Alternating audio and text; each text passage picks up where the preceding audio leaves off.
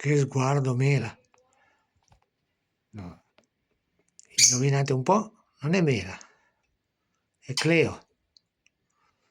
E Cleo arrabbiato come non mai. Cosa hai visto? Arrabbiatura? Eh? Arrabbiato? Tieniti l'arrabbiatura. Ciao Cleo.